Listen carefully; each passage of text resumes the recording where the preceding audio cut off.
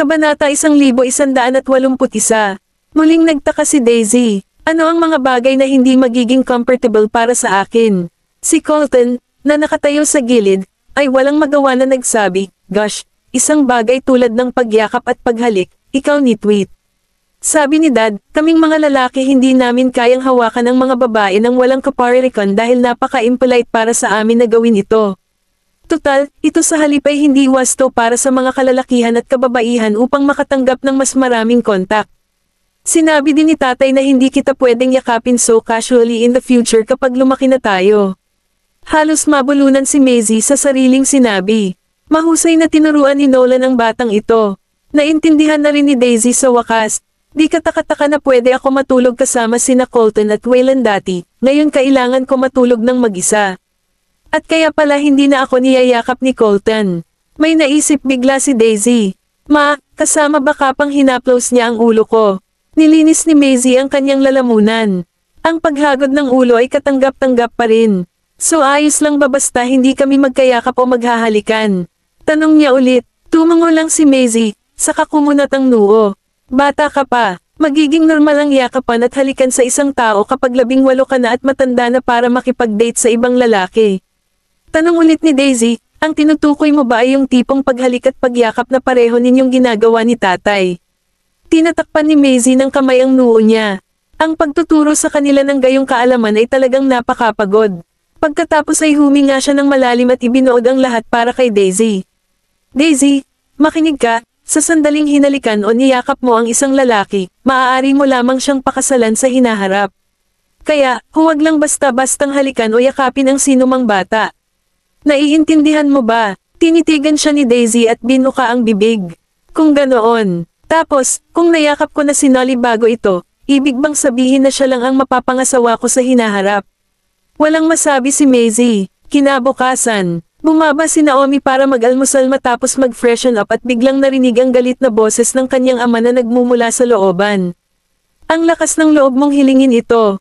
Hinala siyang lumapit sa pinto, nakita lang niya si Patricia na nakatayo sa looban kasama ang kanyang ama. Hindi niya alam ang sinabi ni Patricia sa ama, pero mukhang galit na galit si Anthony. Anton, wala akong hiniling sa iyo sa nakalipas na ng mga taon. Alam kong nagagalit ka sa pagtataksil ko, pero ako ay nagmamakaawa sa inyo, tulungan niyo ako. Kailangan ko talaga ng tulong ni Nelly. Huminga ng malalim si Anthony, inilayo ang kamay nito sa braso nito, inilayo ang ulo, at galit na tumawa. Kaya pumunta ka para magmakaawa sa akin para sa anak ninyo ni Alexander Goslang. Alam mo ba na si Nelly ay iyong anak din? Pero hindi mo pa siya kailanman inaalagaan sa lahat ng mga taong iyon. Naaalala mo lang na mayroon kang isang anak ngayon na kailangan mong makahanap ng isang tao na ang bone marrow ay tumutugma sa iyong anak na lalaki. Kung hindi mo na kailangan pang maghanap para sa anak mo, maaalala mo pa ba siya? Namutla ang mukha ni Patricia nang makaramdam siya ng sobrang hiya sa sandaling iyon. Sa totoo lang, hindi nga talaga siya naging mabuting ina kay Noemi. Natigilan si Noemi at napabigla sa lugar. Naghahanap siya ng katugmang. Kailangan ba niya ang aking bone marrow para sa bone marrow transplant? Sa katunayan, matagal nang alam ni Patricia ang resulta ng pagsusulit, ngunit naubusan siya ng mga pagpipilian. Dahilan kung bakit niya inabandona ang dignidad ng isang mayamang babae sa sandaling ito at lumuhad ng diretso sa lupa. Hindi lang nagulat si Anthony sa ginawa nito kundi nagulat din si Naomi. Gayunpaman, nawala ang lahat ng emosyon mula sa kanyang mukha sa isang sandali. Nakasimangot si Anthony. Ano po ang ibig sabihin nito? Siya lang ang pag-asa ko. Namumula ang mga mata ni Patricia. Siya ay hindi kailanman lumuhad sa lupa at nagmakaawa sa sinuman sa kanyang buhay. Anton, alam ko na baka ito ang parusa na nararapat sa akin, pero 11 years old pa lang ang bata na yan. Kaya kung maaari, handa akong tiisin ang lahat ng sakit para sa kanya. Noon, nagmakaawa ka sa akin na ipanganak ko si Noemi, ngayon ako naman ang nagmamakaawa sa iyo. Anton, magagarantiya ko na ang operasyon ay isasagawa ng maayos, at ginagarantiyahan ko na ang proseso ay hindi maglalagay kay Nelly sa anumang panganib. Dahil sa mababang pakiusap nito ay saglit na napatingin si Anthony. Halos hindi na niya maalala kung nasaan na ang mapagmalaking mukha ni Patricia noon. Kabanata 1182. Sasabihin ko na hindi siya mabuting ina. Walang habas niyang iniwan ang kanyang anak noon at hindi kailanman bumalik para bisitahin siya simula noon, ni minsan. Subalit, binabaliwala niya ngayon ang kanyang dignidad sa pamamagitan ng pagluhod sa harap ko para sa anak niya na yan. Itay, naputol ng boses ni Noemi ang awkward na katahimikan sa looban, at tumigil si Patricia sa pag-iyak at nakatitig sa kanya sa isang sulyap. Sinulyapan siya ni Anthony. Nelly, ikaw ba? Narinig ko na ang lahat. Mukhang kalmado si Noemi, at mukhang wala sa focus ang mga mata habang nakatitig kay Patricia, pero parang nakatitig din talaga siya sa background sa likod niya. Pumapayag ako. Hindi lang si Anthony kundi maging si Patricia ay nagulat. Nelly, ikaw. Una, tinutulungan lang kita dahil sa tatay ko, mahinang sabi ni Naomi. Pangalawa, inosente ang bata, kaya kukunin ko ito bilang mabuting gawa na makakatulong ako. At bilang kapalit, umaasa ako na tatantanan mo na kaming dalawa pagkatapos makumplito ang transplantation. Napabigla si Patricia sa lugar at pumayag lamang sa mga termino ni Noemi na may panlulumo. Personal na hinatid ni Nolan si Maisie sa jewelry company. Nagulat si Maisie nang malaman niya ang balita mula kay Nolan. Pumayag si Noemi na i-donate ang bone marrow niya sa anak ni Mrs. Goslang. Mahinang ungol ang kanyang tugon habang nakatitig pa rin ng diretsyo. Kusang loob niyang ginawa iyon. Pinagdiin ni Maisie ang kanyang mga labi at hindi na nagsalita pa. Iso, lumitaw muli si Mrs. Goslang sa buhay ng Topaz at nilapitan ang kanyang anak na babae dahil kailangan niya ang isang matching donor para sa anak niya. Iniwan niya ang kanyang anak na babae nang walang habas at ibinigay ang lahat ng kanyang pagmamahal at pag-aalaga sa kanyang anak. Gayunpaman, bagamat irresponsibleng ina siya kay Noemi, pumayag pa rin ang huli na tulungan siya sa huli. Pinalaya ni Nolan ang isang kamay at hinawakan ang likod ng kamay nito. Pareho tayong outsider pagdating sa bagay na ito, kaya huwag ka masyadong mag-alala sa mga affairs nila. Sino ba ang nagsabi sa iyo na nag-aalala ako sa kanila? Kinulat ni Maisie ang kanyang mga labi. Bukod pa rito, si Naomi ay sole jewelries designer, kaya dapat at least may pakialam ako sa empleyado ko bilang boss. Natawa naman siya, kung gayon dapat mas mahalaga sa iyo ang iyong asawa sa halip. Wala akong dapat ikabahala sa asawa ko. Tumaas ang kilay nito at tumawa. Successful ang career niya, 2 anak na lalaki at may anak na babae, at higit sa lahat ay sinamahan ng isang maganda at marangal na asawa. Siya ay literal na isang taong may hawak ng lahat ng ito, bakit ako mag-aalala sa kanya? Natatawang sabi ni Nolan. Hininto niya ang kotse sa isang traffic light intersection at lumingon upang tingnan siya. So, sinasabi mo ba na virtuous wife ka? Mahigpit na tanong ni Maisie sa kanya, hindi ba? Kapag iniwan mo ang asawa mo na mag-isa at araw-araw na naghihintay sa pag-uwi, maaari mo bang sabihin na marangal na asawa siya? Itinaas ni Nolan ang likod ng kamay at tinakpan ang mga daliri nito.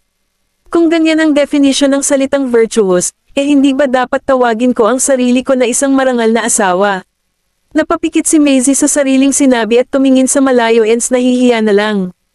Iyon ay dahil ang kumpanya ay napakaabala kamakailan. Ito ay isang pansamantalang bagay lamang. Sa bahay na lang ako sasamahan araw-araw pagtapos na ako. Ang lalong tumindi ang merriment sa kanyang mga mata.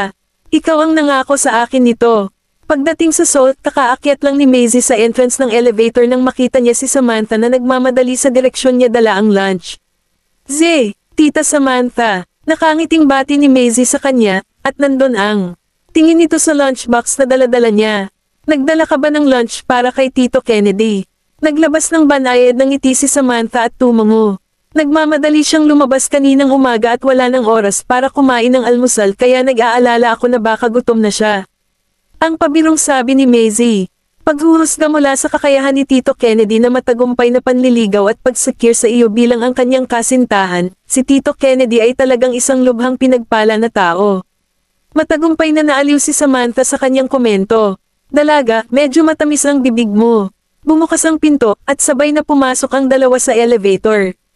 Pinindot ni Maisie ang floor number at tumalikod para tumingin kay Samantha.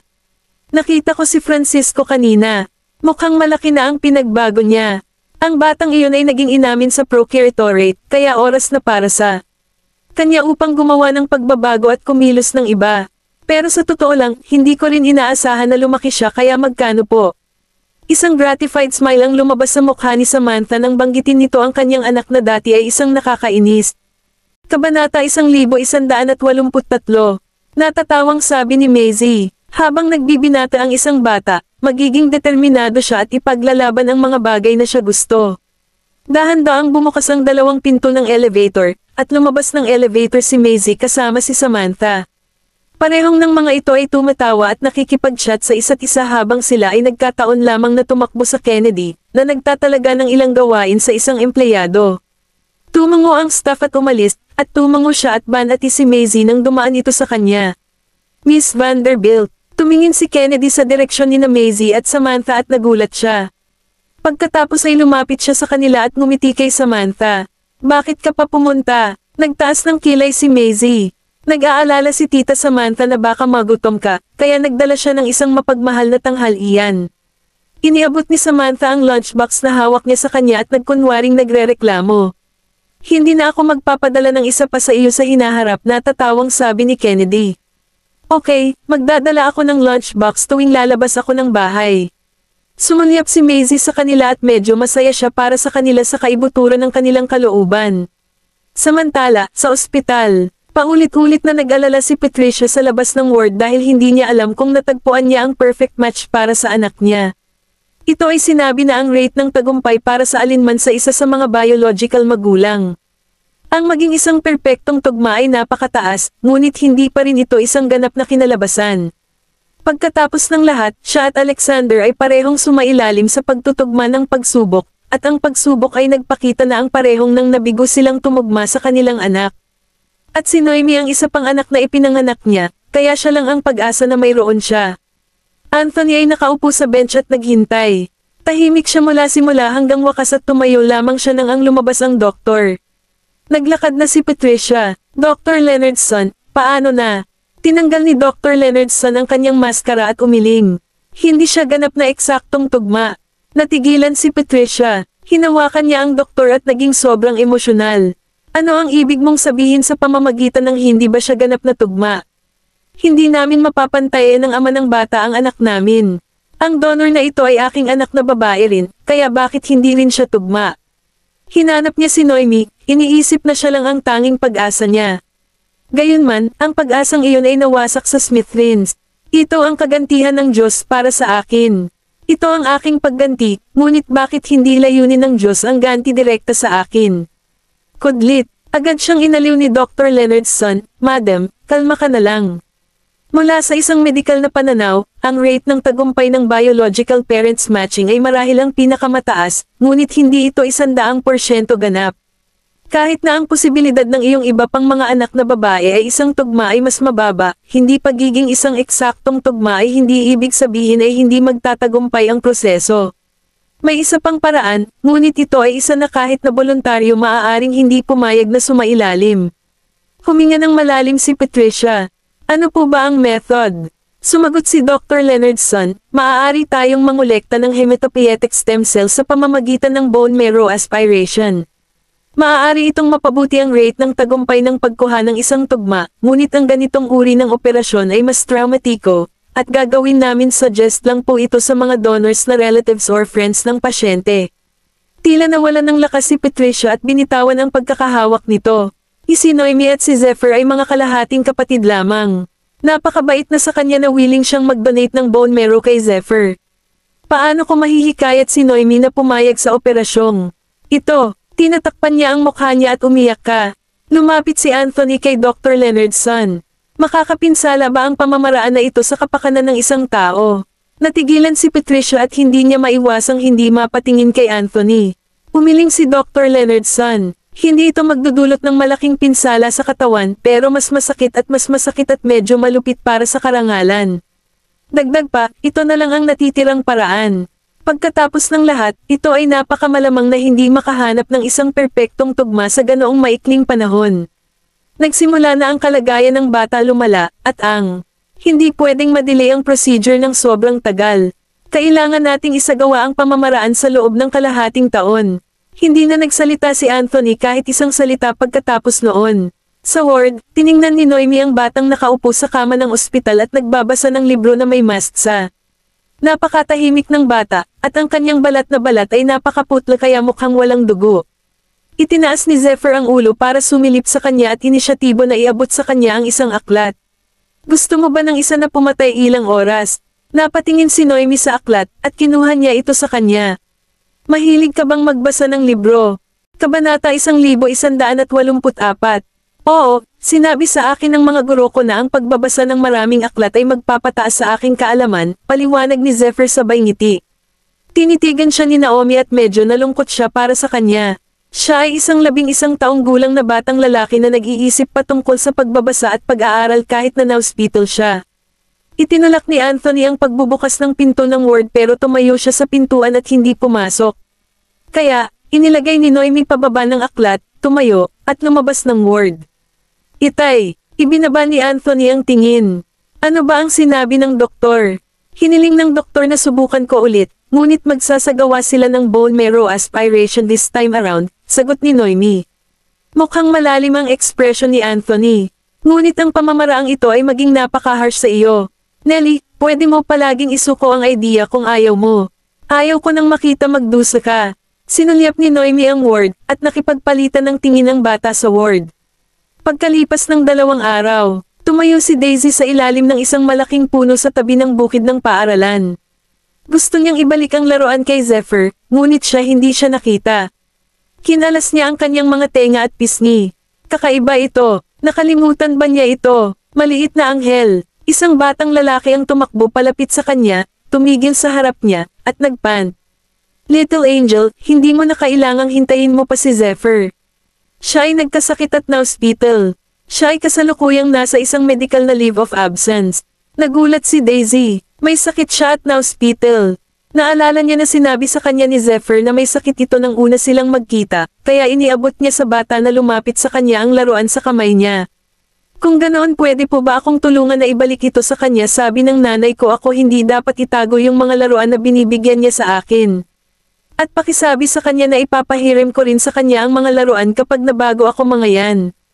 Kinuha ng bata ang bubble machine kay Daisy. Si Zephyr ay talagang bumili ng gayong laruan ng bata para dito girl. 5 taon na ang bunso kong kapatid ngayong taon, at hindi na nga siya naglalaro ng bubble machines. Hindi ba dapat manika o iba ang ipinamimigay niya? Yun nga lang, pinaglalaroan pa ba ng babaeng ito ang mga manika? Sa edad na ito, si Naomi ay sumailalim sa bone marrow aspiration upang mangolekta ng kanyang hematopoietic stem cells. Ang pamamaraan ay sobrang sakit na hindi siya makabangon sa kama sa loob ng 2 araw. Madyay gising pa siya sa sakit sa gabi. Naroon si Anthony kasama niya sa buong proseso. Ang kanyang mga mata ay nabaril ng dugo sa pagkakita sa kanyang anak na babae magdusa mula sa tulad ng matinding sakit, at ito na dama tulad ng kanyang puso ay dumudugo mula sa loob. Pumasok si Dr. Leonardson mula sa labas. Congratulations, umabot na sa 50% ang success rate. Anthony hindi nagsalita ng kahit ano. Paano aasahan ng sino man na magbibigay siya ng kahit isang malabong ngiti gayong ang kanyang anak na babae ay dumadaan sa isang bagay na hindi komportable. Dahan-daang iminulat ni Noemi ang kanyang mga mata at nanghihinang nagtanong, kung gayon maaari ang bata sumailalim na sa operasyon. Dr. Leonardson sumagot, ang Curahico transplantation ay maaaring tapos sa ibang 3 araw. Magandang balita yan. Tiniis ni Noemi ang kakulangan sa ginhawa at sinulyapan siya ama, na nag-aalala sa kanya. Dad, hindi naman kasing sakit ng akala mo. At least hindi naman kasing harsh ng chemotherapy, at matatapos din ito pagkatapos ng ilang sandali. Ang sakit na isang tao na sumasailalim sa intrathecal chemotherapy ay malayo mas matindi kaysa sa sakit na ako nagtitiis ngayon. Sa pag-iisip na ang isang 11 taong gulang na bata ay maaaring makatiis ng gayong antas ng sakit, tiyak na. Hindi naramdaman ni Noemi ang anumang sakit. Pilit nang umiti si Anthony. Dapat magpahinga ka na. Nabanggit ng doktor na makakabawi ka sa mga 2 araw. Tumango lang siya. Lumabas ng ward si Anthony, nagkataon namang lumapit si Patricia. Tumingin siya sa kanya at ang kanyang bahagyang gumalaw ang mga labi. Kumusta na si Nelly? Okay lang siya, walang pakialam na sagot ni Anthony. Nang dumadaan na ito sa kanya, tumalikod si Patricia at tumingin sa kanya. Anton, salamat po, ni hindi man lang lumingon si Anthony. Hindi mo dapat ako pasalamatan, kundi si Nelly sa halip. First ni Patricia ang kanyang mga labi at pumasok sa ward ni Noemi. Tumango sa kanya si Dr. Leonardson, naglabas ng ngiti, at tapos lumabas na. Lumapit siya sa tabi ng kama. Nelly, ako. Maraming salamat po sa pag-save kay Zeph. Napatingin si Noemi sa kisame at dahan-daang nagtanong, siya ay isang napakamagiliw na bata, hindi ba? Tumigil muna si Patricia at hindi na nagsalita. Ngumiti si Noemi, marami nang ginawang charity si Dad sa ngalan ko habang ako ay nasa coma. Kaya, itinuturing ko ito bilang isang pagkakataong makatulong sa ibang tao. Kabanata 1185. Nelly, pasensya na po, hindi maiwasan ni Patricia na malungkot. Hindi mo na kailangang mag-sorry. Kahit ngayon pa tayo, may ngiti pa rin siyang nakasabit sa mukha, at mukhang sobrang kalmado. Nakalabas ng ospital si Naomi makalipas ang 2 araw, at dumating si Anthony para sunduin ang kanyang anak. Pagka-uwi, gusto ni Noemi na magtrabaho sa simula, ngunit ayaw siyang payagan ng kanyang ama. Si Noemi lang nagpahinga ng 1 araw at bumalik sa Seoul kinabukasan. Dumaan siya sa isang kafe habang papunta siya sa kumpanya, kaya pumasok siya para bumili ng kape sa sarili niya para bigyan ang sarili niya ng lift. Nang oras na para mag-check out, hindi niya inaasahan na wala siyang cash sa kanya, na medyo napahiya siya. Sorry, nakalimutan kong dalhin ang pitak ako. Iwan mo na lang ang kape dito muna. Babalik ako at kukunin ko na ang pitak ako ngayon. Nakangiting sagot ng cashier, tumatanggap din ang kafe namin ng online payments. Online na pagbabayad. Saglit na natigilan si Noemi, at bigla niyang naisip ang kanyang dating experience nung nag-shopping siya kasama si Riley. Mukhang laging nagbabayad si Riley gamit ang cellphone niya. Mukhang nagtataka ang cashier. Hindi mo ba alam hindi maraming mga tao ang naglalakbay sa paligid na may mga stock ng cash ngayon bilang online na pagbabayad ay kinuha. Kaya, hanggat tulad ng iyong cellphone ay nakatali sa isang debit o credit card, maaari mong bayaran para sa halos anumang bagay sa iyong cell telepono. First ni Noemi ang kanyang lower lip. Ako na, wala pa akong naka-attach na card sa phone ko. Talaga bang bagay na ang online payment ngayon? Wala talaga akong masyadong alam dito.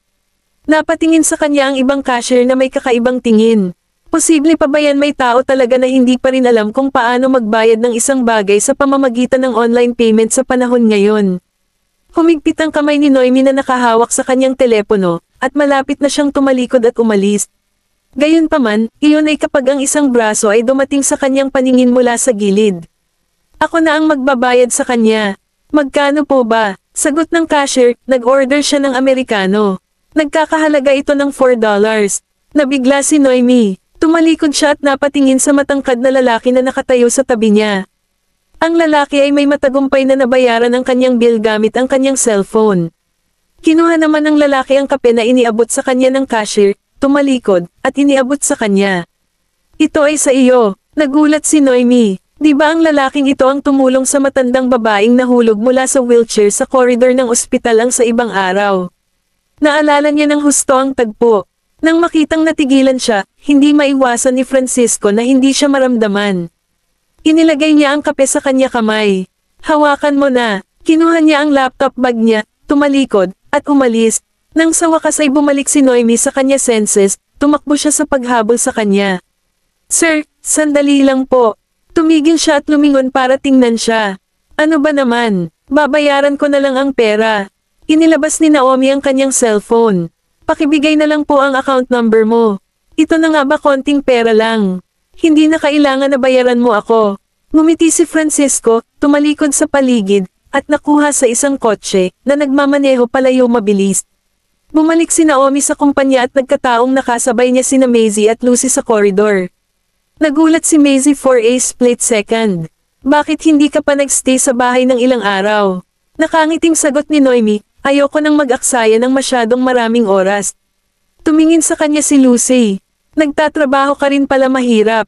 Hindi ka na masyadong napaparamdam, pero iniisip mo pa rin ang trabaho mo. Hindi alam ni Lucy na ilang araw na siyang umalis para mag-donate ng bone marrow at naisip lang niya na may sakit siya kaya kinailangan niyang tumawag sa may sakit. Ngumiti si Noemi. Pinakiusapan muna ni Maisie si Lucy na harapin ang kanyang mga gawain. Lumapit naman siya kay Naomi nang umalis si Lucy at sinabing helplessly, ikaw, hindi pa nakakabawi ang katawan mo, pero pinipilit mo ang sarili mo na magtrabaho. Ibinaba ni Noemi ang kanyang tingin. Okay lang naman. Feeling ko halos fully recovered na ako. Kasi, kailangan ko nang bumalik para makita kung kumusta ang produksyon ng alahas. Wala namang problema yan. Bantayan ko ito para sa iyo. Ipinatong ni Maisie ang kamay sa balikat ni Noemi. Ako ay may para turuan ka. Ibang bagay bukod sa pag-ukit. Saglit na nagyelo si Noemi. Dinala siya ni Maisie sa workshop, kung saan nakatago ang lahat ng mga kagamitan at magaspang na bato. Kabanata 1186. Maliban sa mga ukit, may mga pamamaraan ng paghubog ng pilak at ginto, pagputol ng hiyas, inlay ng alahas, kinas, at iba pa. Siyempre, kailangan mo ring maging pamilyar sa teknolohiya ng 3D at JCAD software. Panipi, isinuot ni Maisie ang kanyang guwantes, talentado ka sa disenyo ng alahas, kaya hindi dapat mahirap ang pag-aaral ng mga ito. Kung hindi nasaktan si Noemi sa lahat ng mga taong iyon at isinuko ang kanyang pagpasok sa Music Academy, siya marahil ay napunta sa disenyo ng alahas, at ang mga ito ay magiging bahagi ng disenyo ng alahas curriculum. Tiningnan ni Naomi ang mga rolyo sa mesa. Personal mo ba akong gagabayan? Kailangan kitang sanayin muna ng maayos para kapag na-master mo na ang skills, mag-hire pa ako ng ilang designers, at ikaw na lang ang makakatrabaho. Nagdesisyon si Noemi, matututo ako hanggat kaya ko. Pagkatapos ng isang buwan, sa taglamig, inimbitahan si Maisie sa isang Fashion Week event sa ibang distrito. Sa tuktok ng maraming pamilyar na mukha sa fashion industry, marami ring mga artista. Kasama niya sina Kennedy at Madam Nire sa red carpet. Naka-bold vintage look si Maisie na may magagandang loose curls. Ang kanyang mga labi ay matingkad na pula, at ang kanyang mukha maganda ang contoured ng features. Nabaliw ang media sa kanyang kagandahan. Nakasuot siya ng men's coat na may mga butones na metal sa isang balikat, isang customized made chiffon black dress na ipinakita ang kanyang maliit na baywang at hourglass figure, at ang itim na floral sticker sa kanyang balikat ay sumilip. Sa pamamagitan ng, nakasuot din siya ng itim na guwantes na may gupit na puntes, na mukhang kahanga-hanga tulad ng dati. Sa kanyang mga daliri, nakasuot siya ng emerald ring at fleur-de-lis necklace, at ito ay binigyang pansin dahil ng kung gaano ito kakaiba. Isang sikat na babae mula sa fashion industry ang bumati kay Madam Nira, at nahulog ang kanyang mga mata sa Maisie. Ang ganda talaga ng alahas mo. Ngayon ko lang nakita ang ganitong style. Ngumiti si Maisie at sumagot, ito ay isang bagong disenyo mula sa Seoul. Nagulat ang ginang. Ito ba ang design mo? Hindi, sabi ni Maisie. Ito ay talagang isang bagong disenyo ng disenyo. Nagtawanan ang ginang at si Madam Nira. Hindi ko inaasahan na may bagong dating na makaisip ng ganoong outstanding item. Ngumiti si Madam Nira at tumango. Ang bagong dating ay gumagawa ng mas mahusay kaysa sa kanyang mga predecessors, ngunit ito ay dahil mahusay ang mata ni Maisie sa talent. Alas-10 ng gabi nang matapos ang fashion show, at pumunta si Maisie sa hotel na kanyang nabook.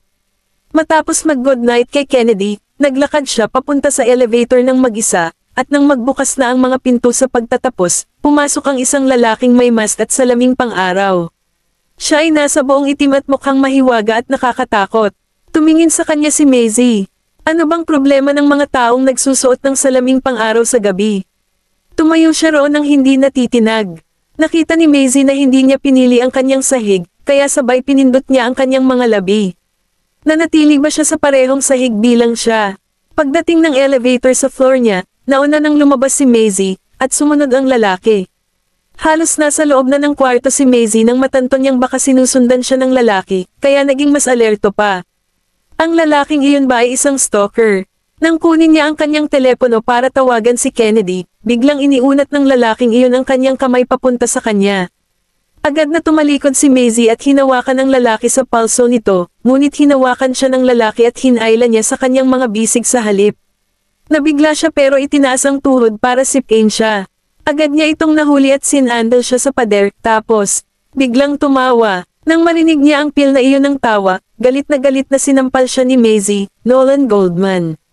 Paano mo ako nagawang takutin ng ganito? Tinanggal ni Nolan ang kanyang mask at salaming pang-araw at inilagay sa kanyang bulsa. Paano mo naman ako hindi nakilala? Kabanata 1187. Paano kita makikilala kung ganyan ang suot mo? Nagmumakmak si Maisie. Halos may mukha na siya ganap na natakpan at nakasuot ng cap at itim na casual na damit. Walang makakarelate dyan kay Nolan.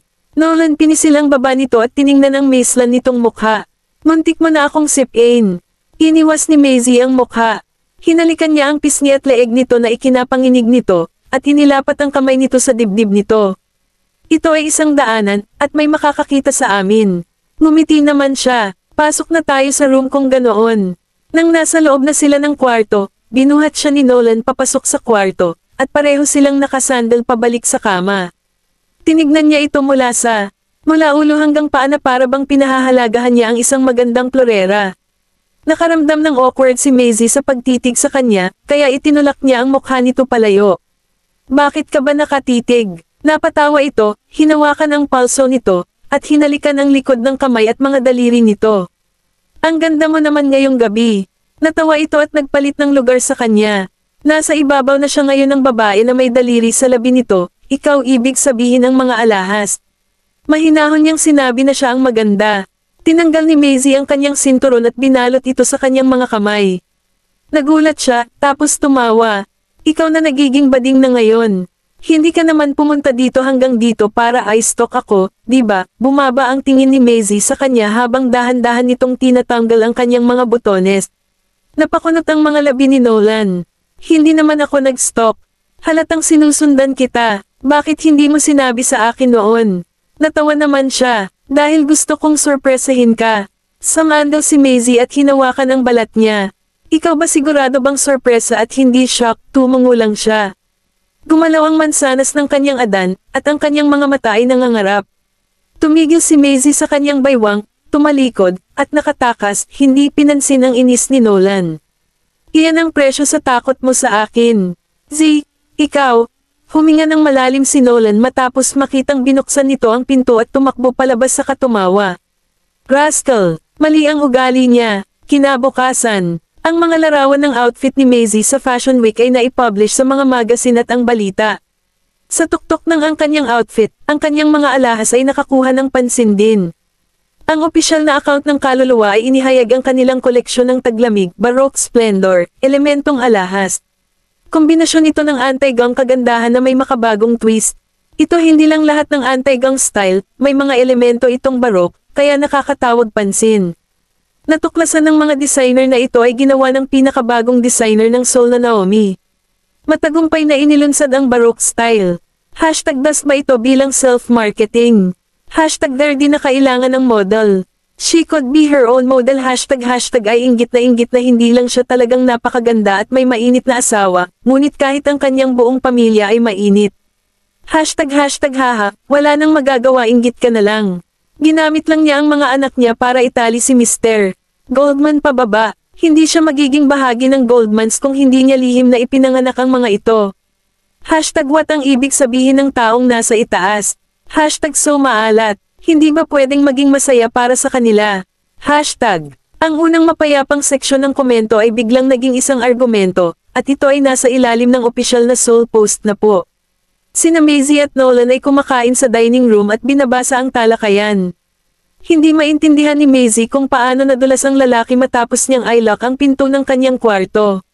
Dahan-dahan kumain si Nolan almusal, saka kumuha ng napkin para panasan ang mga sulok ng bibig niya at tiningnan si Maisie, bakit ka ba nakatitig sa akin ng ganyan? May mga impyr ba kayong iniisip sa madaling araw? Kabanata 1188. Napatulala si Maisie. Napagtanto ko na medyo nakakainis ka paminsan-minsan. Tumango lang si Nolan. Papunta lang sa iyo. Si Madam Nira ay kumakain sa restaurant na may ilang malalaking pangalan sa fashion scene. Maisie ngumiti at lumapit sa kanya. Godmother, maaga ka nagising. Hindi ako usually nananatili sa kama. Ngumiti si Madam Nira at ipinakilala si Maisie sa mga taong naroon kasama niya. Sikat silang lahat sa industriya. Sinalubong sila ni Maisie na may hawak na kamay habang si Nolan naman ay nag-aayos ng suit at lumapit kay Maisie. Kilala ng lahat ng tao doon si Nolan at nagulat sila na nagpakita ito. Mister, nandito na rin si Goldman. Oo, nandito ako kasama ang asawa ko, amiable na sagot ni Nolan. Ngumiti ang isa sa mga babae at sinabing, may kumakalat na chismis na sinisira mo ang asawa mo. Hulaan ko ito ay totoo. Paanong hindi niya nasa Syra ang ganyang magandang asawa at si Mrs. Goldman ay nagtatag ng soul sa murang edad. Ang dami namang talent niyan. Malamang salamat din yan kay Mr. Goldman. Unti-unting naglaho ang ngiti ni Maisie, pero walang nakapansin. Nang sabihin niyon, alam ng lahat na ang hangin ay may nagbago na. Napansin ng nakababatang babaeng nagsabi niya na nagkamali siya, kaya tinakpan niya ang bibig. Pasensya na po, Mrs. Goldman. Ang ibig kong sabihin ay si Mr. Goldman support ka para hindi ka mapagod. Ang sarili mo. Nakangiti pa rin si Maisie, pero kapag may sasabihin siya, mahinahong sabi ni Nolan. Hindi ako nakatulong ang asawa ko kasama si Sol. Sa totoo lang, ang Sol ay bahagi ng Black Gold at medyo malaki ang kinita. Utang ko pa rin ang aking asawa $150 million and 10 cents sa tingin ito ay mas tulad ng ako ay pagkuha ng bentahe ng kanyang. Napahinto muna si Maisie at Aling sa tingnan mo si Nolan na lumingon na nakataas ang kilay. Nagulat ang lahat ng naroon sa kanyang kalmado ngunit witty speech. Natawa si Madam Nira at pilit na inayos ang sitwasyon. Tama na nga, niloko pa ako ng babaeng ito at tinakpan ang katotohanan na siya ay nagtatrabaho sa Mr. Goldman at pinamamahalaang upang kumbansihin ako. Siya ang nagmanage para makakuha ng channel sa akin. Kung hindi siya may kakayahan, hindi sana siya nakipagtulungan. Ang iba pang mga babae naniwala sa kanya dahil malakas ang katayuan ni Taylor Jewelry sa fashion world. Lahat ng tao sa industriya ay iginagalang siya, at ang isang batang babae na hinahangaan niya ay hindi magiging isang taong mahusay na ginawa kasi may bakang siya. Kasi nga, kinamumuhian ni Madam Nira ang mga taong pretentious. Hinawakan ni Madam Nira ang kamay niya at hinaplos ang likod nito, mabigat ang ulo na nagsusuot ng korona. Wala na nga ba kailangan magmalasakit sa sinasabi ng iba kasi laging may masamang comments kapag nakamit mo sapat na. Kilala kita ng husto, at naniniwala ako na hindi ka isang taong magugutom sa kapangyarihan. Mayroon kang naging totoo sa iyong sarili sa lahat ng oras na ito. Panipi, tumango si Maisie, naiintindihan ko. Hinayla ni Nolan si Maisie sa kanyang mga bisig nang lumapit sila sa pribadong silid. Kumusta naman ang aking pagganap? Natawa si Maisie, tumalikod, at tumingin sa kanya.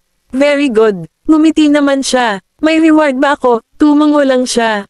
Oo nga, nang makita ang pananabik na itsura ng lalaki, kumuha ito ng isang piraso ng candy sa bulsa at inilagay ito sa kamay nito. Eto ang reward, mabait na bata. Kabanata 1189. Pagkatapos ay agad na umalis si Maisie. Tiningnan ni Nolan ang malungkot na piraso ng candy na hawak niya at hindi niya mapigil ang tumawa.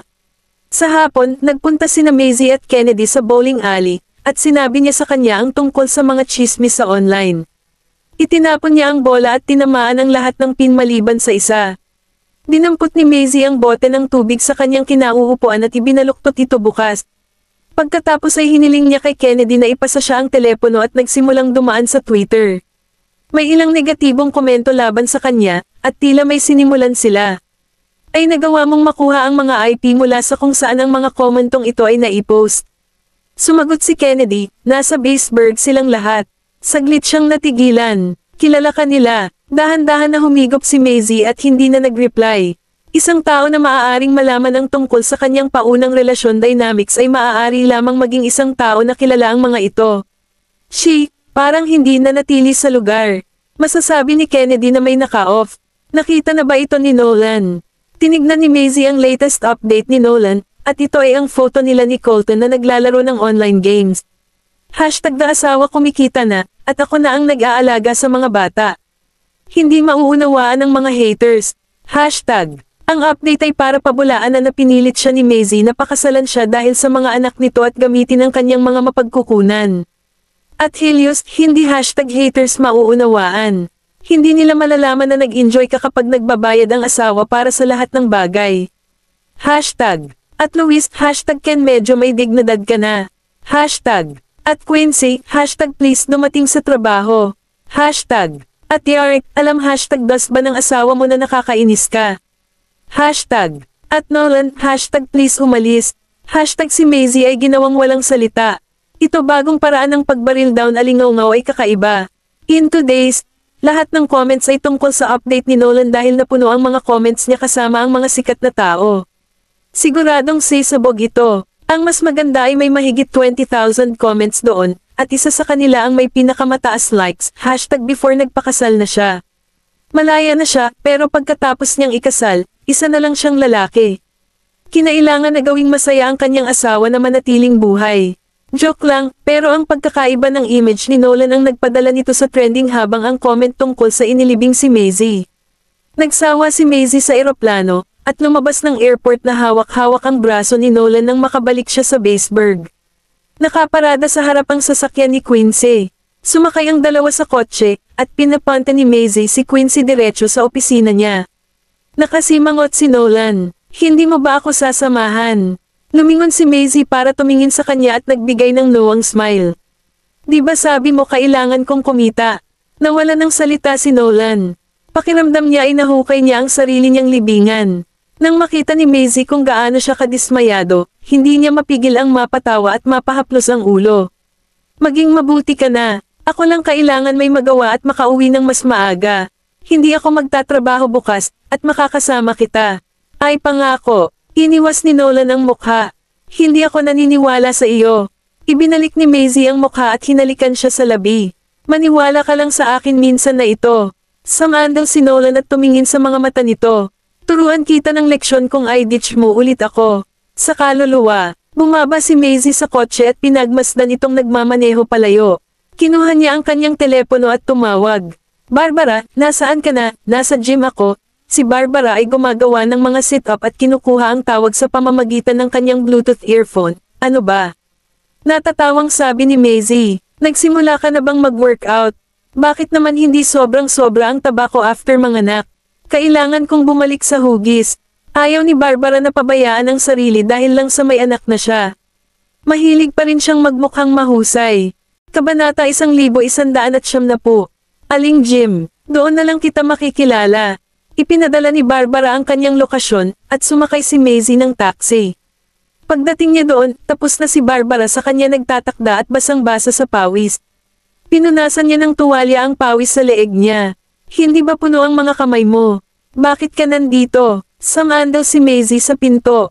Kasi gusto ko. Magpalit na ako. Pumasok si Barbara sa changing room at lumabas na malinis ang damit na may jacket. Kahit na taglamig, ang Nobyembre sa Baseburg ay hindi masyadong malamig. Ano na ba? May sinabi si Maisie sa tenga niya, at nagulat si Barbara. Ako, pinangako ko na hindi ko siya sasaktan. Nagkibit balikat si Maisie. Pero, may mga taong kailangan matuto ng leksyon nila, baka hindi sila kailanman mag-uugali. Nag-buckle belt si Barbara at nagtaas ng kilay. Hayaan mo na lang ako.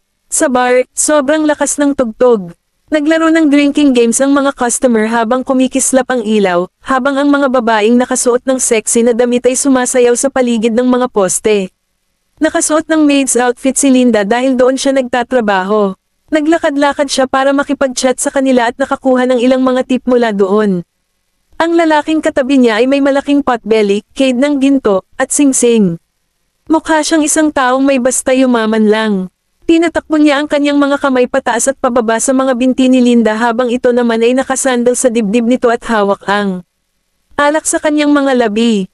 Mr. Olsen, tandaan mong hilingin mo ako sa susunod na mag-book ka ng lugar dito.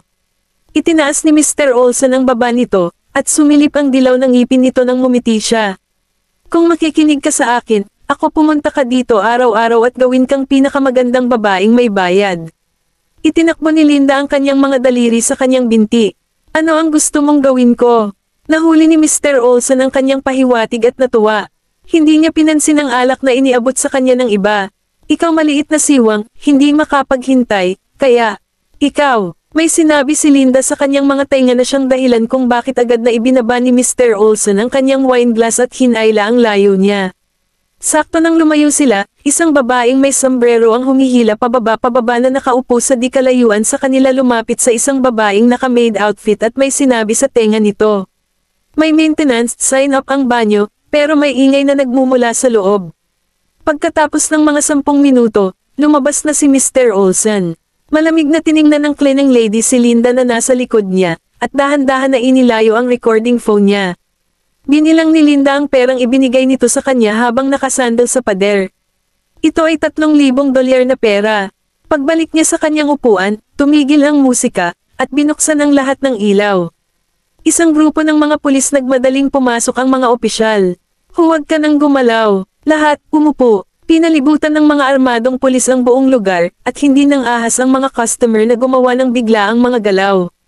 Ngumiti ang manager at naglakad pasulong, opisyal, ito ay isang lugar ng pag-inom. Wala naman tayong ginagawa illegal dito. Mukhang stoic ang team leader habang inilalabas ang kanyang badge. Nakatanggap kami ng mga ulat na may isang tao ay soliciting dito. Nang marinig iyon ni Linda ay namutla ang kanyang mukha. Paano kaya? Tumingin sa paligid ang manager, nalilito. Hindi naman siguro. Pumupunta lang dito ang mga tao para maglibang. Kami ay magpaikot-ikot sa mga security guard para siguraduhin na walang soliciting, sugal, o droga. Hindi naman tayo gumawa ng mga illegal na bagay na ganyan. Sir, lumapit ang isang babaeng naka-maid outfit at iniabot ang kanyang telepono, may ebidensya ako. Tinignan siya ng pulis, dalhin mo dito. Iniabot ng babae ang kanyang telepono, at ipinakita ang video sa manager. Ano ang tawag mo dito?